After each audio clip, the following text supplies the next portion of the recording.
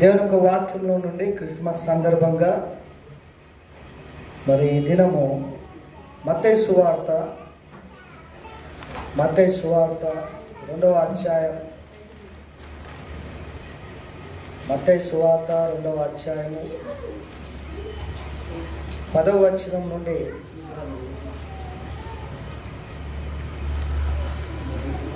13 వచనాలను చదువుకున్నాం. వారు ఆ నక్షత్రమును చూచి అత్యానంద భరితులై ఇంటిలోనికి వచ్చి తల్లి అయిన మరియను ఆ శిశువును చూచి సాగిలపడి ఆయనను పూజించి తమ పెట్టెలు విప్పి బంగారమును సాంబ్రాణిని బోలమును కానుకలుగా ఆయనకు సమర్పించి తర్వాత హేరోదునొద్ద వెళ్ళవద్దని స్వప్నమందు దేవుని చేత బోధింపబడిన వారు మరొక మార్గము తమ దేశమునకు వెళ్ళారు.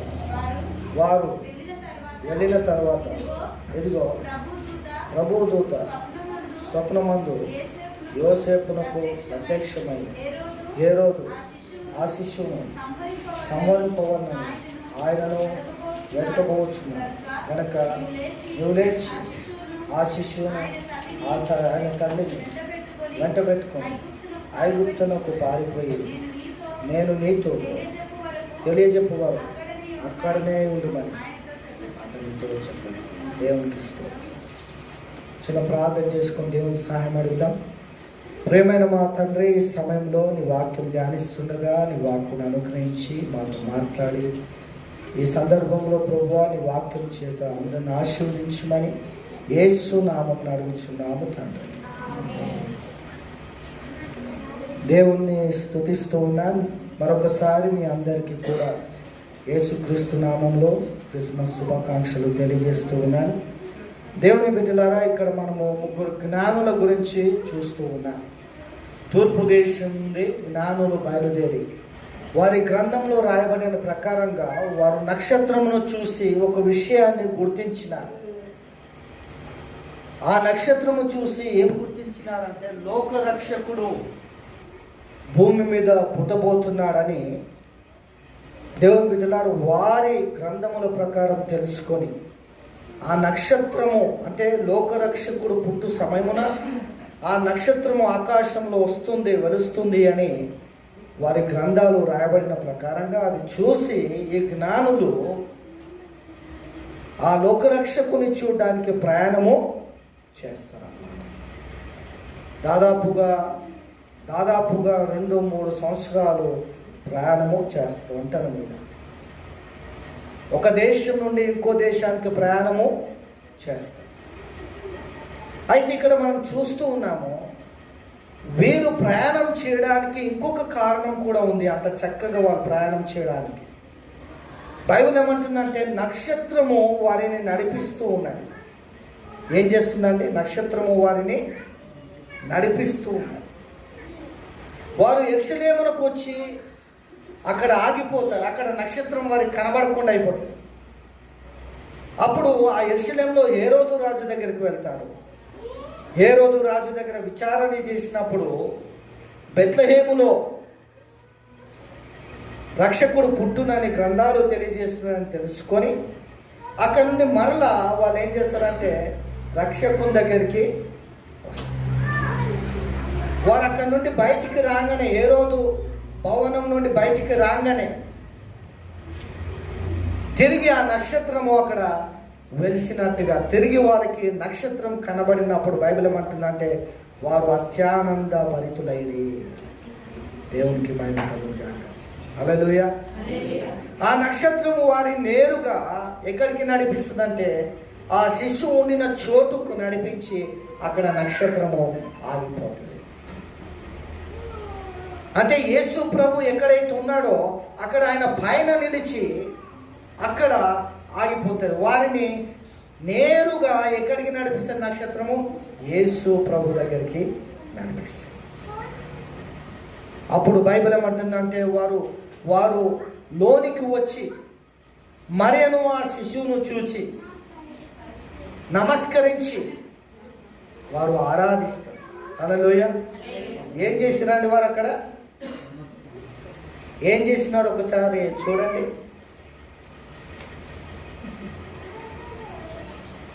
ఇంటిలోనికి వచ్చి తలైన మరియను ఆ శిశువును చూచి సాగిలపడి ఆయనను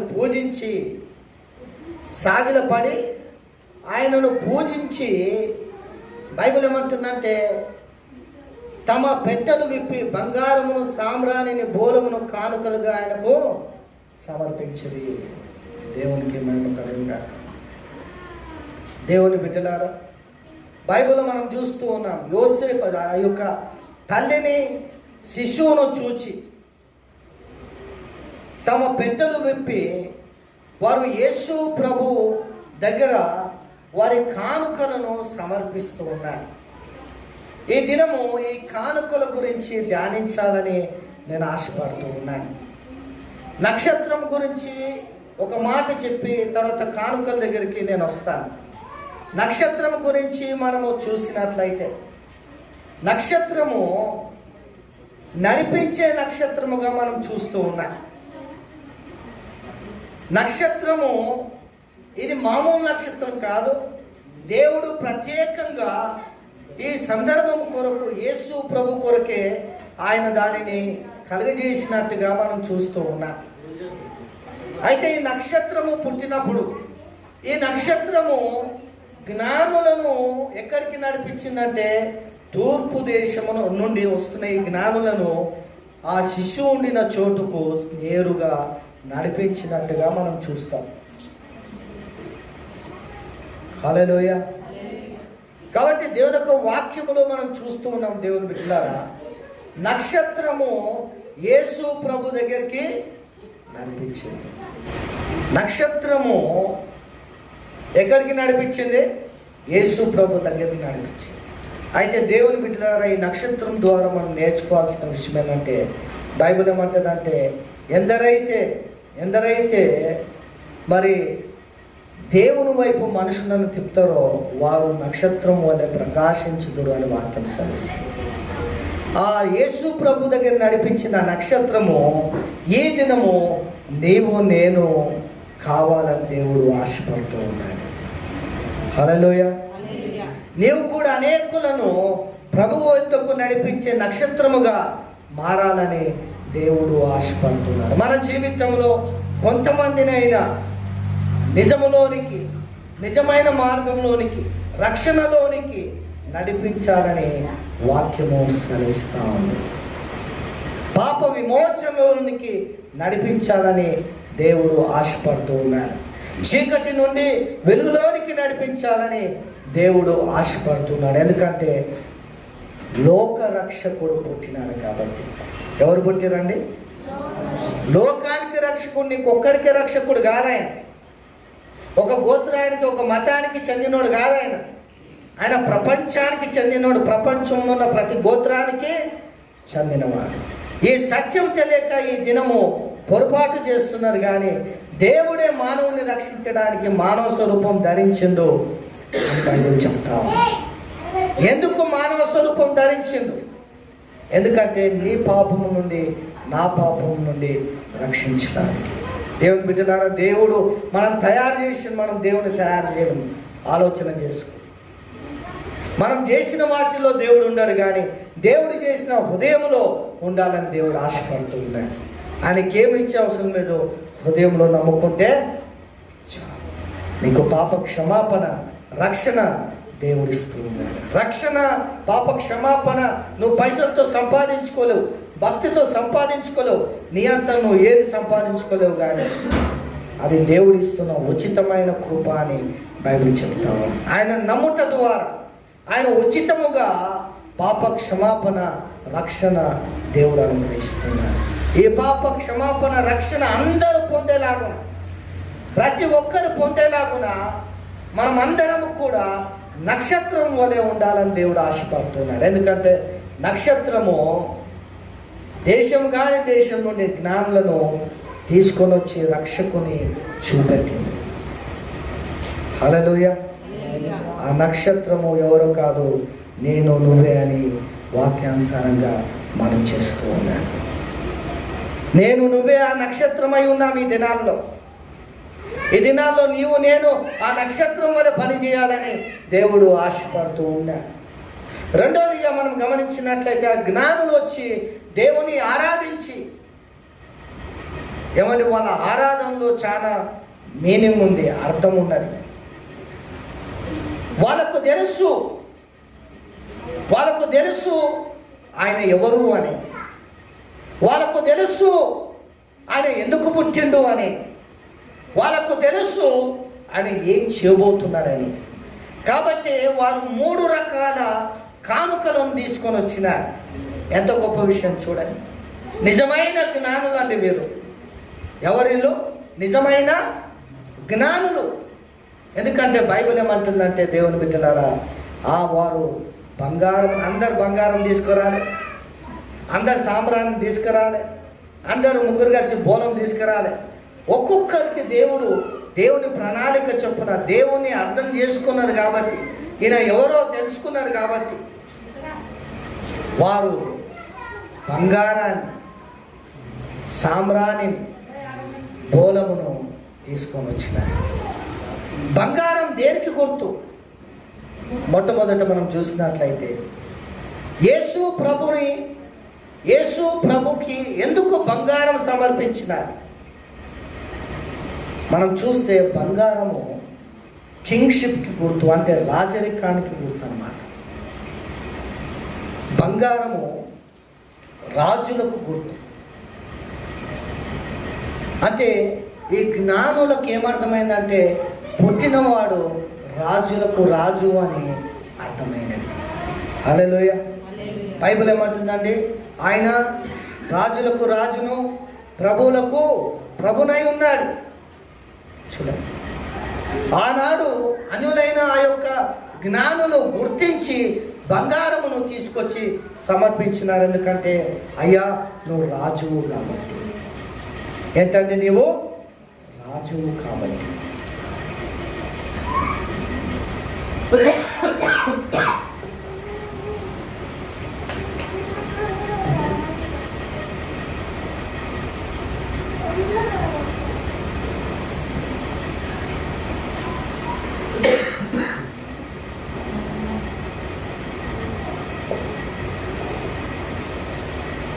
బైబిల్ సెలవిస్తూ ఉంది, ఆయన ప్రభువులకు ప్రభువును, రాజులకు రాజునై ఉన్నాడు. అంతేకాకుండా ఆయన రాజ్యము నిరంతరము యుగ యుగములు ఉండును. అందుకే దానియేలు యొక్క స్వప్నంలో కూడా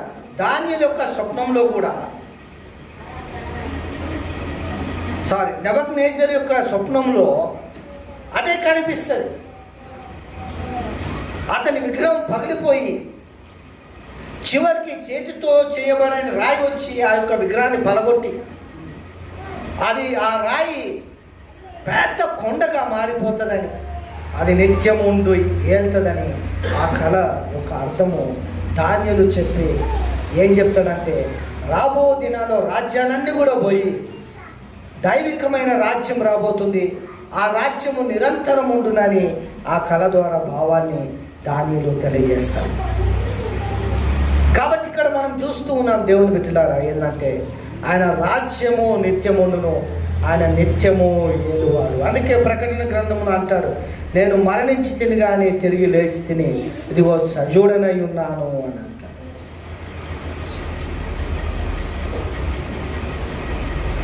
సజీవుడైన దేవుడు దేవుని బిడ్డ, ఆయన రాజు అయి ఉన్నాడు. ఆయన ఏమై ఉన్నాడు? రాజు అయి ఉన్నాడు. అది ఎప్పుడు కూడా మనం మర్చిపోకూడదు. ఆయన ప్రభు అయి ఉన్నాడు. మన జీవితాలలో ఆయన ప్రభు అయి ఉన్నాడని మనం మర్చిపోకూడదు. ప్రభువు అంటే ఎవరండి? ఏలేవాడు అన్నమాట. ప్రభు అంటే ఎవరు? ఏలువాడు.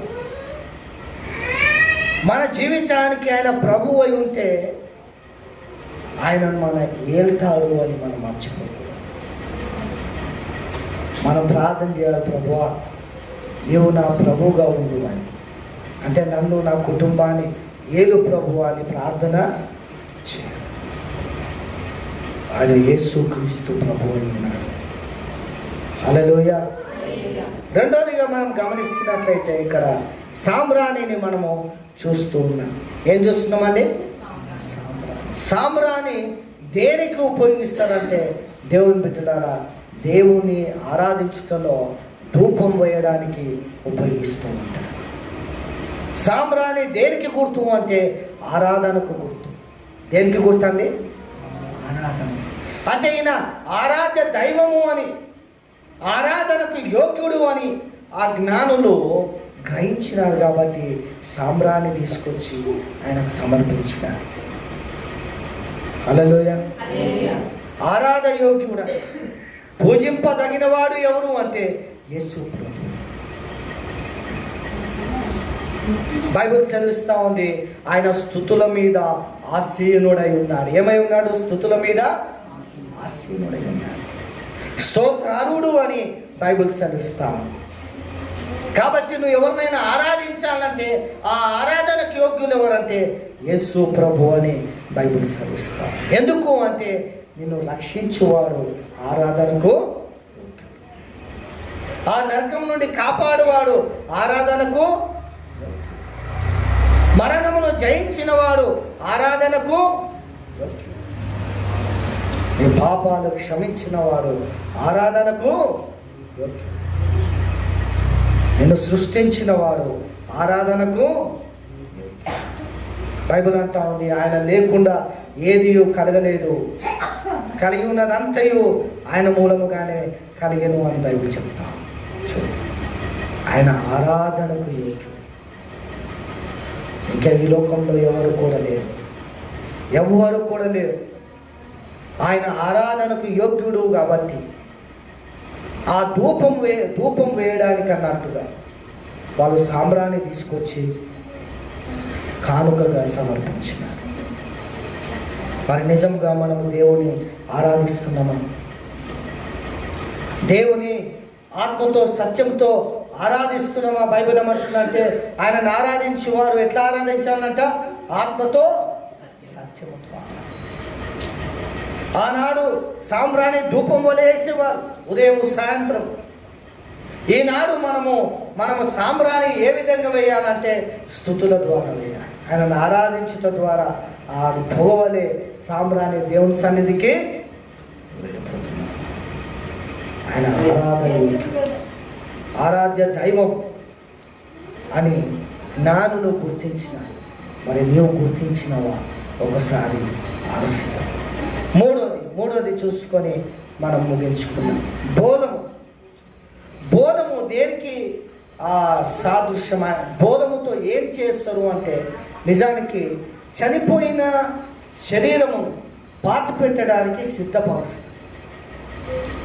చనిపోయిన శరీరమును పాతి పెట్టడానికి సిద్ధపరుస్తుంది. అంటే ఇది త్యాగమునకు గుర్తు, మరణమునకు గుర్తు. అంటే ఈయన మానవాళి కొరకు చనిపోవడానికి, మానవాళిని రక్షించడానికి ఈయన ప్రాణం పెట్టడానికి వచ్చిందని వాళ్ళు గుర్తెరిగినారు. కాబట్టి ఈ బోధమును తీసుకొచ్చి కానుకగా పెట్టారు. చూడండి, అందుకే బైబిల్లో యేసు ప్రభు ఏమంటాడంటే, నేను మంచి కాపరి గొర్రెల కొరకు తన ప్రాణము పెట్టు. జ్ఞానులు అప్పుడే గ్రహించినారు, ఈయన లోకము కొరకు తను తాను త్యాగం చేసుకోవడానికి, లోకము కొరకు లోక పాపముల నుండి విమోచించడానికి, తను తాను రక్షించుకోవడానికి, తన ప్రజలను వారి పాపం నుండి రక్షించుకోవడానికి, ఈ ప్రజలందరినీ రక్షించుకోవడానికి తను తాను శిలువ మీద బలి ఆయనని వాక్యం సెలవిస్తాను.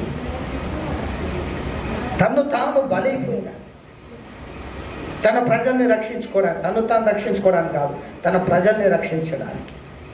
హల్లెలూయా, హల్లెలూయా. తన సృష్టిని రక్షించుకోవడానికి, తన చేతులతో చేసిన మానవుని రక్షించుకోవడానికి, చివరికి తానే ఈ లోకానికి వచ్చి అందరి పాపముల కొరకు చనిపోయి 3వ దినం తిరిగి లేచినాడు. త్యాగానికి గుర్తు. ఒక వచనం చూసి మనము ముగించుకుందాం. చూడండి, ఎఫెసీయులకు రాసిన పత్రిక ఏమని సెలవిస్తుంది.